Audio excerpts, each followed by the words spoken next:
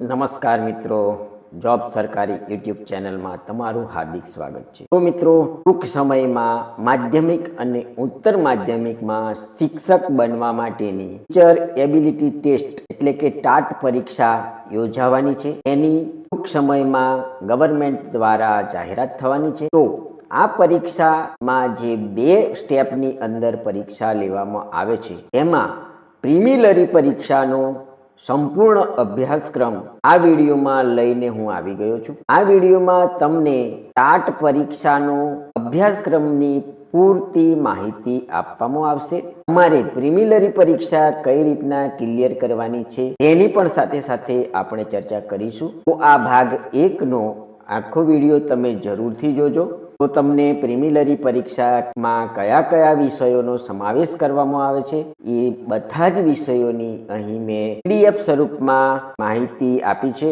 તો તમારે જો તેને લખવી હોય તો વિડીયો પોઝ કરી અને તમે લખી શકો છો। તો મિત્રો, આ વિડીયો જો તમને સારો લાગે તો અમારી YouTube ચેનલ જોબ સરકારીને જરૂરથી સબસ્ક્રાઇબ કરો, વિડીયોને લાઈક કરો અને આ વિડીયો તમારા મિત્રોને પણ શેર કરો। તો મિત્રો, ચાલો જોઈએ આપણે પ્રિલિમિનરી પરીક્ષાના અભ્યાસક્રમની સંપૂર્ણ માહિતી। બીજું કે આ પ્રથમ ભાગ છે એ પ્રિલિમિનરી માટેનો જ છે।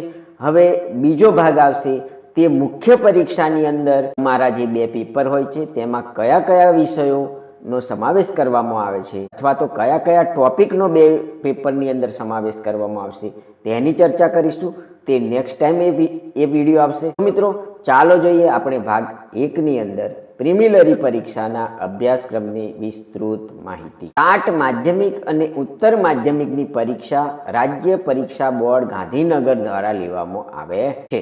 ટાટ માધ્યમિક એટલે ધોરણ 9-10માં શિક્ષક બનવા માટે લેવામાં આવતી પરીક્ષા છે। આ પરીક્ષામાં પાસ થયેલા ઉમેદવારો જ ધોરણ 9-10 ની અંદર શિક્ષણ સહાયક તરીકે અરજી કરી શકે છે। ટાટ ઉત્તર માધ્યમિક એટલે ધોરણ 11-12માં શિક્ષક બનવા લેવામાં આવતી પરીક્ષા। ટાટ ઉત્તર માધ્યમિક પરીક્ષા જે ઉમેદવારો પાસ કરે છે એવા ઉમેદવારો ધોરણ 11-12માં શિક્ષણ સહાયક તરીકે નોકરીમાં અરજી કરી શકે છે। હવે મિત્રો, 2023ના ટાટ પરીક્ષાના નવા નિયમ મુજબ આ પરીક્ષા 2 તબક્કામાં લેવામાં આવે છે। પ્રથમ તબક્કાની અંદર પ્રિલિમિનરી પરીક્ષા MCQ પ્રકારની લેવામાં આવે છે અને બીજા તબક્કાની અંદર મેન્સ વર્ણનાત્મક પરીક્ષા લેવામાં આવે છે। આપણે આજે પ્રિલિમિનરી પરીક્ષાના અભ્યાસક્રમની વાત કરીશું। જે મિત્રો પ્રિલિમિનરી પરીક્ષા સરકારના નિયમ પ્રમાણે 35% ગુણ સાથે પાસ કરે છે, એટલે કે તમારે 200 માર્ક્સની અંદર 70 માર્ક્સ લાવવાના થાય છે, તો જ તમને મેન વર્ણનાત્મક પરીક્ષામાં બેસવા માટે ક્વોલિફાય થયેલા ગણવામાં આવે છે। આ નિયમ 2023ની પરીક્ષામાં હતો। હવે 2025ની અંદર જો કોઈ ફેરફાર થાય તો આપણે એ પ્રમાણે ના ગુણ લાવવા પડે। ટાટ પરીક્ષામાં બેસવા માટેની લાયકાત શું હોય છે? તો ગ્રેજ્યુએશન વત્તા BEd કરેલ હોય એવા ટાટ માધ્યમિક માટેની પરીક્ષામાં બેસી શકે છે અને તેવા ઉમેદવારો આ પરીક્ષા પાસ કરી અને ધોરણ 9 અને 10માં શિક્ષક બની શકે છે। હવે ધોરણ 11 અને 12માં શિક્ષક બનવા માટે જે મિત્રો ટાટ પરીક્ષા આપવા માંગે છે તેમને ગ્રેજ્યુએશન વત્તા અનુસ્નાતક વત્તા BEd કરેલું હોય તો ટાટ ઉત્તર માધ્યમિકની પરીક્ષા આપી શકે છે। હવે અહીંયા એક વાત નોંધવા જેવી એ છે કે ગ્રેજ્યુએશન વત્તા અનુસ્નાતક વત્તા BEd કરેલું હોય તેવો માધ્યમિક ટાટ પણ આપી શકે છે। એટલે કે જો તમે ગ્રેજ્યુએશન વત્તા અનુસ્નાતક વત્તા BEd કરેલું હોય તો માધ્યમિક અને ઉત્તર માધ્યમિકની પરીક્ષા આપી શકો છો। PTC પાસ કરેલા હોય તો આ પરીક્ષા આપી શકતા નથી। એટલે ઘણા મિત્રોને આવો પ્રશ્ન ઉપસ્થિત થાય કે મેં ગ્રેજ્યુએશન વત્તા PTC કરેલું છે તો હું ટાટ પરીક્ષા આપી શકું? તો તમે આ ટાટ પરીક્ષા આપી શકો નહીં।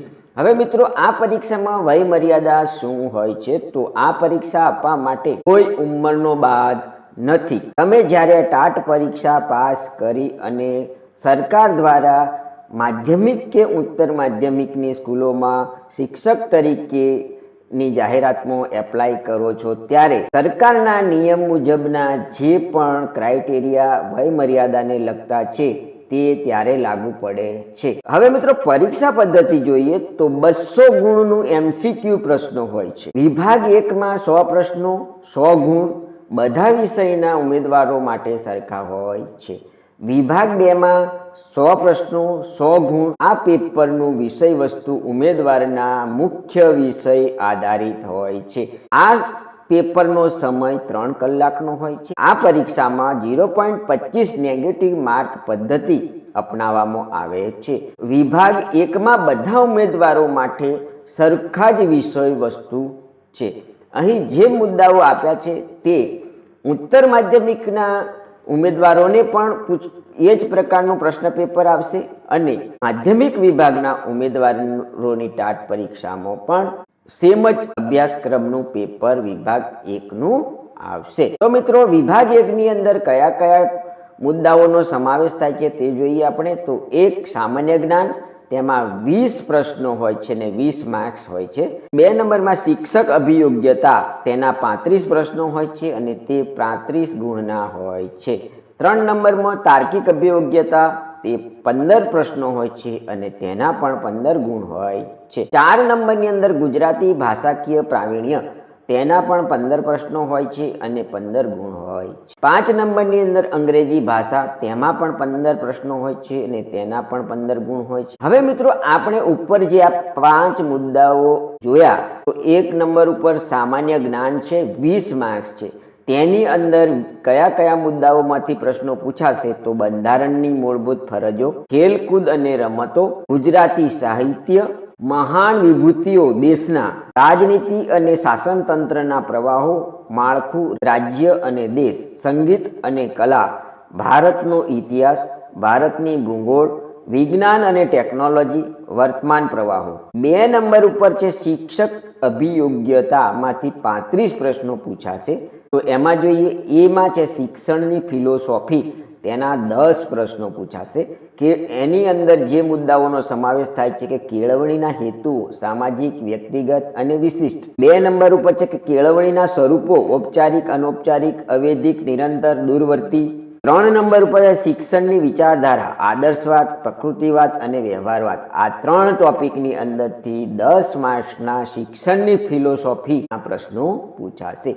હવે બીમાં જોઈએ તો શૈક્ષણિક મનોવિજ્ઞાનના 15 પ્રશ્નો પૂછાય છે. વૃદ્ધિ અને વિકાસ, તરુણાવસ્થા, આ પહેલો મુદ્દો છે. બીજા મુદ્દામાંથી શૈક્ષણિક મનોવિજ્ઞાનની પદ્ધતિઓ. 3 નંબર ઉપર છે વૈયક્તિક ભિન્નતા, અદ્યતન બુદ્ધિ, બચાવ પ્રયુક્તિઓ, પ્રેરણા, વિશિષ્ટ બાળકો. 5 નંબર ઉપર છે વ્યક્તિત્વ, રસ, મનોવલણ અને અભિયોગ્યતા. સી વર્ગ વ્યવહાર અને મૂલ્યાંકન. આની અંદરથી 10 પ્રશ્નો પૂછવામાં આવશે. તો આ જોઈએ આપણે 1 નંબર ઉપર કે વર્ગ વ્યવહાર, મૂલ્યાંકન, બ્લૂમ સહિત અને આંકડાશાસ્ત્ર. 2 નંબર ઉપર જોઈએ તો શિક્ષણ અને ટેકનોલોજી, ક્રિયાત્મક સંશોધનો.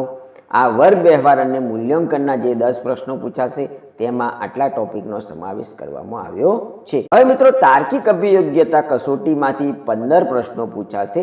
તેમાં મુદ્દા આપવામાં આવ્યા નથી. હવે 4થા નંબરમાં જે વિષય છે તે જોઈએ ગુજરાતી ભાષાકીય પ્રાવીણ્ય, એના 15 પ્રશ્નો પૂછાશે. તેમાં જે મુદ્દાઓનો સમાવેશ કરવામાં આવ્યો છે તો વ્યાકરણમાંથી શું શું પૂછાશે અહીંયા લખી દીધું છે. જોડણી, વિરોધી, સમાનાર્થી, શબ્દ સમૂહ માટે એક શબ્દ આપો, વિરામ ચિહ્નો, અનેકાર્થી, પર્યાય શબ્દો વગેરેનો સમાવેશ વ્યાકરણમાં થાય છે. પછી સંક્ષેપ લેખન એટલે કે એક પેરેગ્રાફનું જે 1/3 કરવાનું છે તે પૂછાશે. ક્ષાર ગ્રહણ પૂછાશે. ભૂલ શોધો અને સુધારણા, શીર્ષક, સારાંશ. આવા મુદ્દાઓનો ગુજરાતી ભાષાની અંદર સમાવેશ કરવામાં આવ્યો છે અને તેમાંથી 15 પ્રશ્નો પૂછવામાં આવશે. 5મા નંબર ઉપર છે મિત્રો અંગ્રેજી ભાષા, તેમાંથી બી 15 પ્રશ્નો પૂછાશે. 1 નંબર ઉપર છે તો સામાન્ય વ્યાકરણ, 2 નંબર ઉપર તો ભાષાંતર, 3 નંબર હોય તો સુધારણા કરવી, 4 નંબરમાં જે મુદ્દો છે શબ્દ રચના, 5 નંબર ઉપર છે સ્પેલિંગ અને 6 નંબર ઉપર છે ચિત્ર આધારિત પ્રશ્નો. તો અંગ્રેજી ભાષામાંથી આટલા ટોપિકમાંથી પ્રશ્નો પૂછાશે. હવે મિત્રો ટાટ સેકન્ડરી અને ટાટ હાયર સેકન્ડરી વિભાગ 2 માં કયા પ્રશ્નો પૂછાશે? તો વિષય આધારિત 100 પ્રશ્નો બરાબર 100 ગુણ. તો અહીં ભાગ 2 ની અંદર તમારો જે મુખ્ય વિષય છે, તમે જે વિષયના શિક્ષક બનવા માંગો છો એ વિષયમાંથી 100 પ્રશ્નો પૂછાશે. જો તમે માધ્યમિક માટે ટાટ પરીક્ષા આપતા હોય તો તમારે ધોરણ 9 અને ધોરણ 10 માં તમારો જે વિષય હોય તે પાઠ્યપુસ્તકની તૈયારી કરવી જોઈએ. મિત્રો, અહીં ટાટ સેકન્ડરીમાં 80 પ્રશ્નો ધોરણ 9 અને 10 ના વિષય વસ્તુને લગતા પૂછાશે. એટલે કે તમારો જે વિષય છે તેને લગતા 80 પ્રશ્નો પૂછાશે. 20 પ્રશ્નો પદ્ધતિ આધારિત પૂછાશે. આ તમારે બીએડમાં જે ભણાવવામાં આવે છે એમાંથી આ 20 પ્રશ્નો તે અહીંયા પૂછવામાં આવે છે. ટાટ હાયર સેકન્ડરીની વાત કરીએ તો તેમાં પણ 80 પ્રશ્નો ધોરણ 11 અને 12 ના તમારા વિષય વસ્તુને લગતા પ્રશ્નો પૂછવામાં આવશે, જ્યારે 20 પ્રશ્નો પદ્ધતિ આધારિત હોય છે. હવે મિત્રો, આ પરીક્ષાની તૈયારી જો તમારે પરફેક્ટ રીતના કરવી હોય, તમારે ટાટ માધ્યમિકની જો તૈયારી કરવી હોય તો ધોરણ 9 અને 10 માં તમારો જે વિષય હોય તેના પાઠ્યપુસ્તકની તૈયારી કરવી જોઈએ. જ્યારે હાયર સેકન્ડરી માટે જો તમે ટાટની પરીક્ષા આપતા હોય તો તમારે ધોરણ 11 અને 12 ના વિષય તમારો જે હોય તે પુસ્તકમાંથી તૈયારી કરવી જોઈએ. હવે મિત્રો, આ પરીક્ષા બિલકુલ MCQ છે. અહીંયા વર્ણનાત્મક તમારે કોઈ પણ જગ્યાએ લખવાનું આવતું નથી. 2023ની અંદર જે ઉમેદવારોએ પરીક્ષા આપી તેને મુખ્ય પરીક્ષામાં બેસવા માટે સરકાર દ્વારા એક નિયમ કરવામાં આવ્યો હતો કે 35% ગુણ લાવનાર ઉમેદવારો જ મેન પરીક્ષા માટે ક્વોલિફાય થયેલા ગણાશે. 200 ના 35% એટલે જો તમે 70 ગુણ મેળવો છો તો તમે મુખ્ય પરીક્ષામાં બેસી શકો છો. તમને એ પણ જણાવી છે કે તમે ભાગ 2 પ્રિલિમિનરી પરીક્ષાની જે તૈયારી કરો છો પોતાના વિષયની, એ જ તમારે મુખ્ય પરીક્ષાની અંદર પણ પોતાના વિષયનો એક વર્ણનાત્મક પેપર લખવાનું રહેશે. તેમાં તમને ઉપયોગી થાય તે પ્રમાણે જ તમારે તૈયારી કરવાની રહેશે. તો મિત્રો, આ હતી માધ્યમિક અને ઉત્તર માધ્યમિક ટાટ પ્રિલિમિનરી પરીક્ષાનો અભ્યાસક્રમ અને તેની વિસ્તૃત ચર્ચા. જો તમને આ મારો વિડીયો ગમ્યો હોય તો અમારી YouTube ચેનલને જરૂરથી સબસ્ક્રાઈબ કરો, વિડીયોને લાઈક કરો અને તમારા મિત્રોને પણ આ વિડીયો શેર કરો. આભાર, ધન્યવાદ.